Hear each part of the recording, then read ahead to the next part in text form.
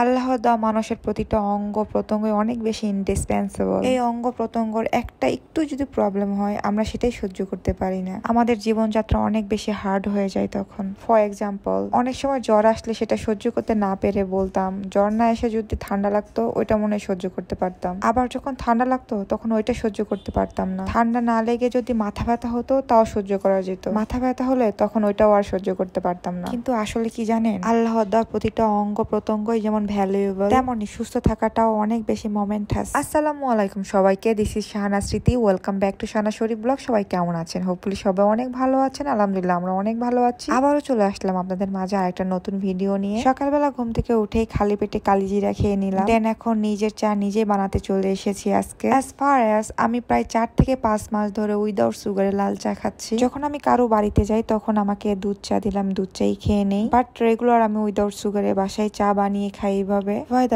সকালবেলা আব্বু বাজারে গিয়ে অনেক বাজার করে নিয়ে এসেছে আজকে। আব্বুর জন্য গরুর মাংস, আমার জন্য হাঁসের মাংস, আমার ভাইয়ার ফেভারিট শিং মাছ, আর আমার হাজবেন্ডের পছন্দের ছোট মাছ, আর এটাকে বাইম মাছ বলে আই থিঙ্ক। এই বাইম মাছ আর ছোট মাছ আমার হাজবেন্ড খেতে অনেক বেশি পছন্দ করে, তাই আব্বু নিয়ে এসেছে। আজকে এগুলোর বাজার হলেও কিন্তু রান্না হবে না। আজকে রান্না হবে হচ্ছে আব্বুর পছন্দের রান্না, fried rice, chicken fry and Chinese vegetable রান্না হবে আজকে। আমাদের পছন্দের যেসব বাজার নিয়ে এসেছে সেটা অন্যদিন রান্না হবে। সকালবেলা আমি চাটা খেয়ে হসপিটালে চলে এসেছি, কারণ আমার চোখে অনেক প্রবলেম। থাম্বনেলে বলেছিলাম যে আল্লাহর দেওয়ার প্রতিটা অঙ্গ অনেক ইম্পর্টেন্ট। 1 মাস আগে আমার চোখটা অনেক পেন করছিল, ডক্টর দেখিয়েছিলাম, আমাকে ড্রপ দিয়েছিল, কিন্তু প্রতিনিয়ত আমার ব্যথাটা বাড়তেই থাকে। গতকাল থেকে এমন পেন হচ্ছিল আর সহ্য করতে না পেরে ডক্টরের কাছে চলে গেলাম। ডক্টর চোখটা দেখেই বলল অতিরিক্ত মোবাইল চাপার কারণে আমার এইরকম হচ্ছে, তাই আমার মোবাইল দেখা একদমই বন্ধ। এই কথাটা শুনে আমার হাজবেন্ড আমার দিকে এত বড় চোখ করে তাকিয়েছে। আমি চোখের মেডিসিন কিনে বাসায় চলে আসলাম। দেন আসার পরে আমার বিড়ালকে একটু আদর করছিলাম। আদর করা শেষ করে শাওয়ার নিয়ে কিচেনে চলে আসলাম, দেখলাম যে ভাবি রান্না কমপ্লিট হয়েছে কিনা। রান্নাটা অলমোস্ট কমপ্লিট হয়েছে, আর আমি এখানে দই খুলছিলাম।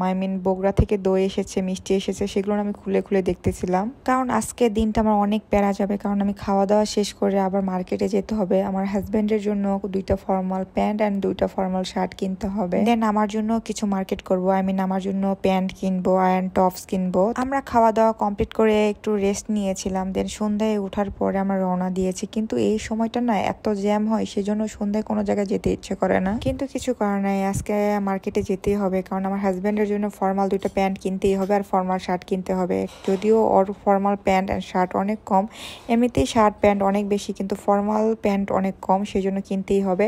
আর আমরা প্যান্ট ট্যান্ট সবকিছু কিনে আমার মার্কেট করে দেন আমরা ঘরে কাবাব খেতে এসেছি। এখানকার ফেমাস হচ্ছে এই কাবাবটা, আমার হাজবেন্ড অনেক বেশি লাইক করে, তাই আমিও খেতে এসেছি। কারণ আমি তিল্লি খেয়েছি, সে খেয়েছে বট, মানে বট দিয়ে আলু দিয়ে টক দিয়ে যেটা করে, সেটা ও অনেক ফেভারিট। আমরা বট অ্যান্ড তিল্লি খেয়ে পিৎজা নিয়ে পিৎজা অর্ডার করেছি। এই পিৎজাটা আমার অনেক ফেভারিট। আমার হাজবেন্ড খুব ভালো করে জানে আমি পিৎজা খেতে অনেক বেশি লাইক করি, তাই সে পিৎজা অর্ডার করেছে। আমি তো ভেবেছি পিৎজা অর্ডার করবে না, কারণ আমার এইসব খাওয়া নিষেধ, সেই জন্য সে কখনোই নিজে থেকে বলে না, কিন্তু কালকে আমাকে নিজে থেকেই বলেছে।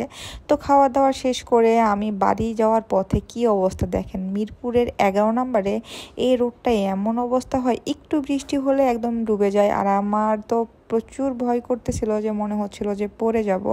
তো বাই দ্য ওয়ে আমরা কিন্তু সেফলি আমরা যেতে পেরেছি, কোনো প্রবলেম হয় নাই। আমার হাজবেন্ড বাসার সামনে আমাকে নামিয়ে দিল এন্ড ব্যাগগুলো আমাকে দিয়ে দিল। তো আজকে ভিডিওটা এইটুকু পর্যন্ত। বাই বাই সবাইকে।